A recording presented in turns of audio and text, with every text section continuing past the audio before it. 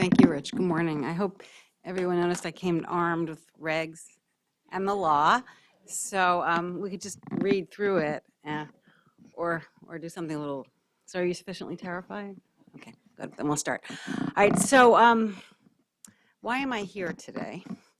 I'm here today because my colleague and friend, Rick Pazder, not Rich Schulsky, not a colleague or a friend, but asked for a broader, right, exactly, a broader perspective on data quality in general. And I think that raises the question, when we think about regulations and our regulatory obligations, are all sponsors alike? So are cooperative groups different? And we can think about that. And we can also think about whether cancer is different and whether, in fact, serious diseases are different. And this is where I turn to one of my favorite parts of the regs, which, because the answer to that, are serious diseases such as cancer different? The answer is both yes and no. So in 88, we said in certain ways, yes, the FDA has determined that it is appropriate, we all know this is Subpart E, to exercise the broadest flexibility in applying the statutory standards while preserving appropriate guarantees for safety and effectiveness. So it is different in terms of the types of trials, in terms of how much of a rush we're in terms of whether there's available therapy. But it's not different in terms of human subject protection. And many different bodies, including the U.S. Supreme Court, have determined that even patients with serious illnesses are entitled to protection. And in our mind, the best protection is good data quality. And Rich, you talked a lot about how less can be more or more can be less. And I think I'm going to do a little whirlwind review of what our latest thinking on data quality and the fact that in cancer, there's no difference. We need high quality data. We may need an accelerated approval, if you will, on a biomarker. We may need on fewer patients, but we need high quality data or we can't make a decision that's going to impact patients. So first we go, this is, I promise, the last thing I'll read you, but again, we're thinking about, because this has stood the test of time, not only 50 years, but comes under attack every PDUFA cycle and survives. This is the efficacy standard, and it talks about substantial evidence. So there are three prongs in my mind. All tests reasonably applicable, such that experts can reasonably conclude, and then it talks about what the effect that is purported to have in labeling. So three standards. What kind of trials? What do we make of that information? Can we interpret the information? And then finally, how will it inform clinical practice? How will we communicate that? Because at the end of the day, if the data are not useful to healthcare providers and to their patients to make a difference in lives, then we really should not have been doing that trial. And if anyone is interested in the Kefauver-Harris amendments, there was a nice piece in the New England Journal not so long ago. Interestingly enough, they were after a comparative efficacy standard in the beginning, and they didn't get it. But nonetheless, it's stood this time. So where do we talk about, given that we have this pillar of three things, the right tests, experts who can interpret it, and then appropriately communicating it, are there other constraints, or where do we put some meat on the bones or flesh that out? There are a lot of constraints. There's not a lot of if you will, requirement for certain types of approaches. As I think you all know, adequate and well-controlled studies are defined in the FDA regs. There are 6 different types, including historical controls. So as I will point out in a few moments, what's well known to this group, in cancer, one sees more single-arm trials. One sees that also less blinding in some areas, less randomization. All of that is perfectly appropriate as long, again, as the quality of the data collected is high. And when I say that, I generally mean fit for use. In terms of, and this is just a plug again I will make towards the end, how we all spend our resources. So our resources are the dollars available. Our resources are also patients available. If we're randomizing patients or enrolling patients in trials that really can generate useful information, or if we're not, we don't necessarily have authority to stop a trial that will not generate useful data. We have it in late stages, end of phase 2, phase 3, we can put a trial on hold if it's not designed to meet its stated goal. But other than that, we have limited authority. I think we all know that a lot of trials are conducted in this country and in the world that use resources that expose people to test articles that don't produce information, and that raises, I think, a large ethical problem. And then, of course, in the IND safety reporting, and Rich got us started on that. Last year, we changed our regulations for expedited reporting, serious AEs, the 7 to 15-day reports.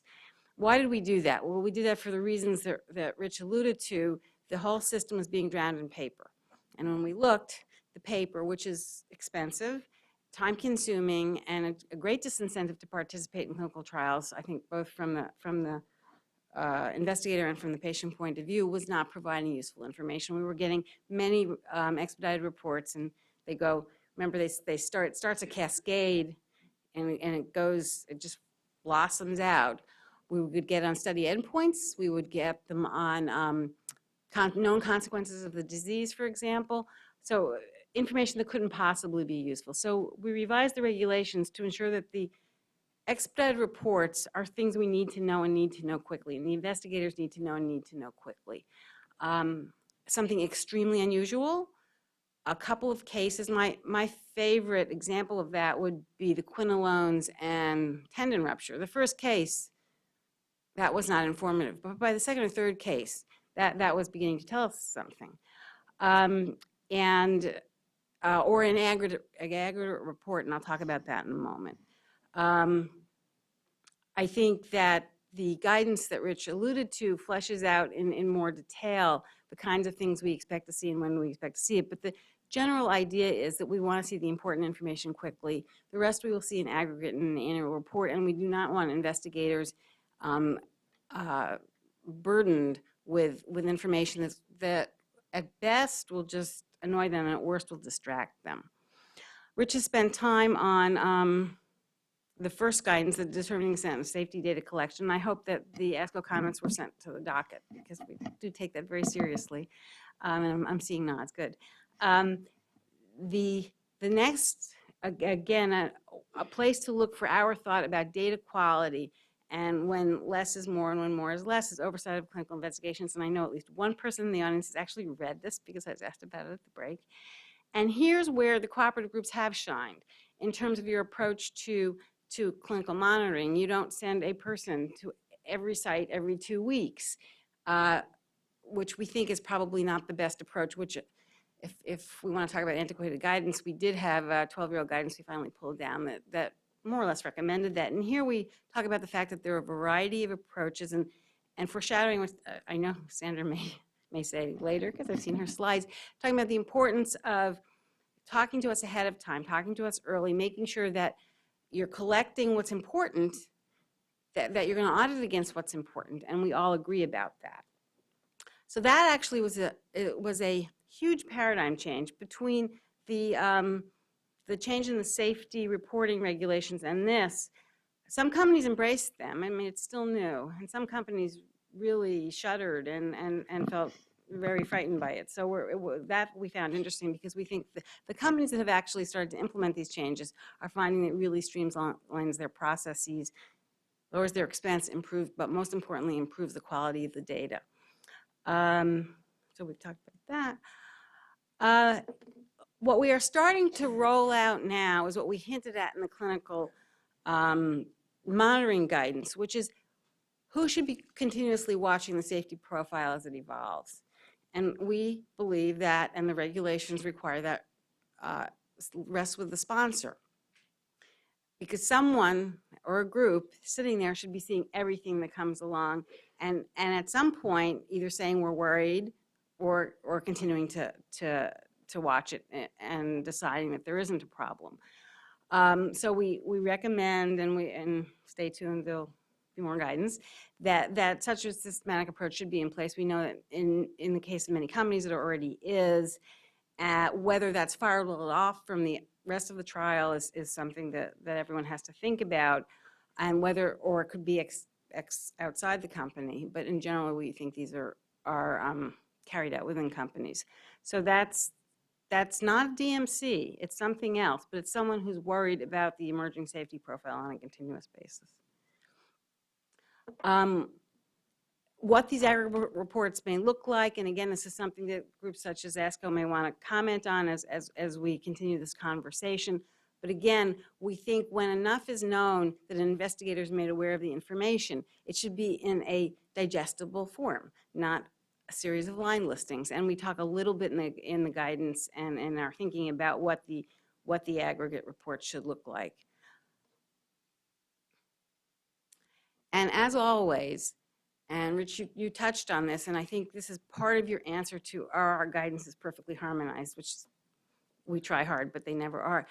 And the 2001 guidance says this very clearly. Before the plan is put into place, come talk to us, or in this case, come talk to Rick and his folks. Make sure that everyone is happy, depending on the agent. Maybe grade 2 hematologic AEs are important, and maybe they're not. It would really depend on the agent and the population.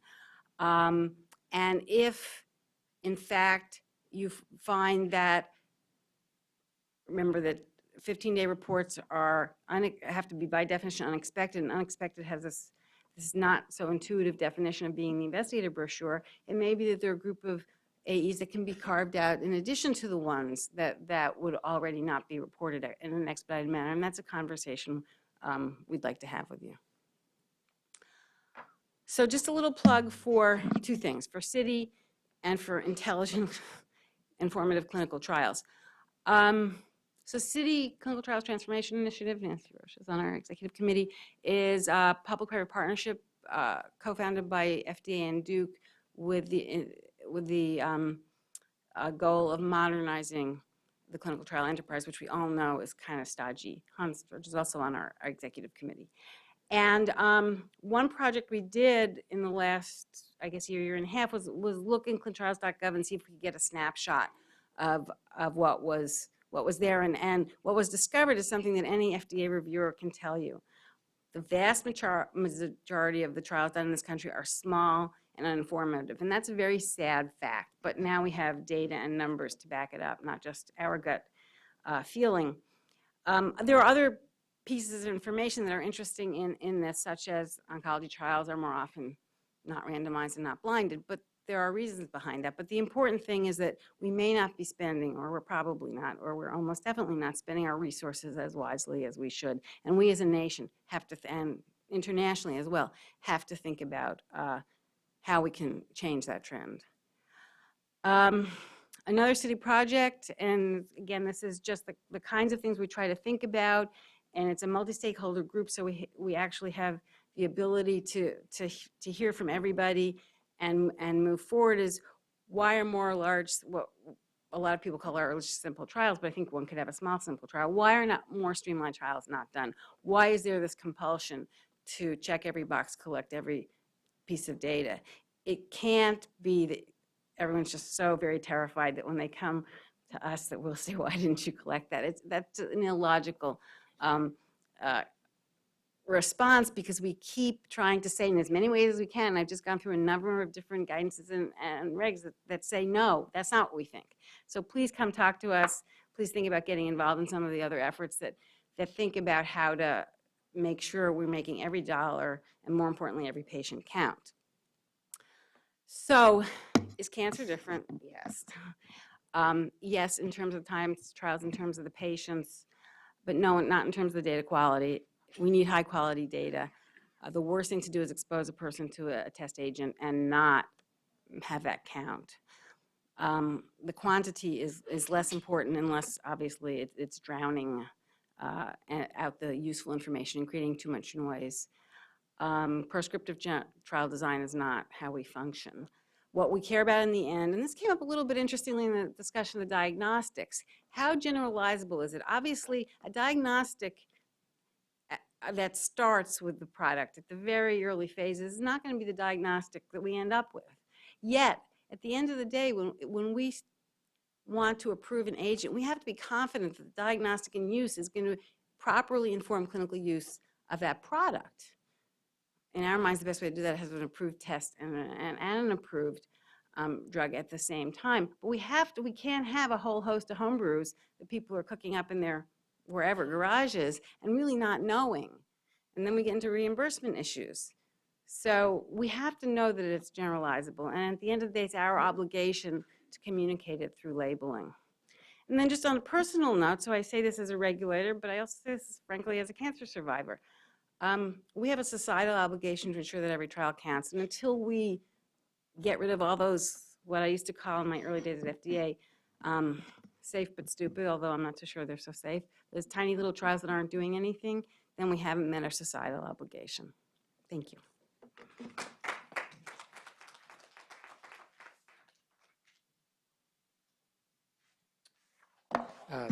Thanks, Rachel. It's always great to hear about flexibility from the agency. So next up, I think, is Jeff Abrams from NCI, and Jeff is going to talk about the role of the NCI in registration trials.